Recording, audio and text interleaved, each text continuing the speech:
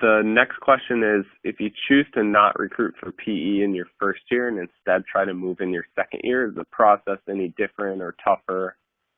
And if your firm disapproves of analysts looking around, how do you get around that, especially if you're not in the same city as PE firms? So the first question, if you choose to not recruit for PE in your first year, instead try to move in your second year, I don't think the process is much tougher, but it may be a little tougher. And the only reason would be you could be coming in with the stigma of someone who wasn't able to get a job their first year.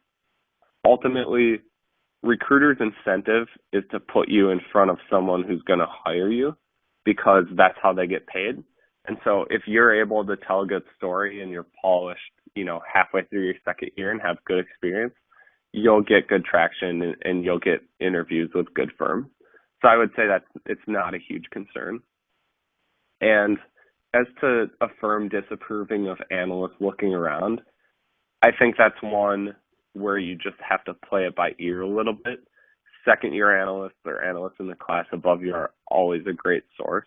Speaking of me personally, my bank had a little bit of a weird culture where no one explicitly disapproved of people looking around, but it was always very under the covers.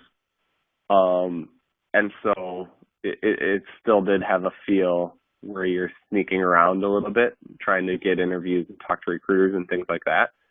And so I think just talking to analysts above you and getting a good feel for how that process worked out, and then B, finding someone who you can really trust more at the mid level to tell them candidly what's going on, and then B, you'll need references at some point down the line. So just getting someone at the firm on your side. Luckily for me, that was my staffer, so I was able to be pretty candid with him. He was a really, really good guy. So I was able to kind of let him know what was up. But I think it's important to just kind of play that one by ear.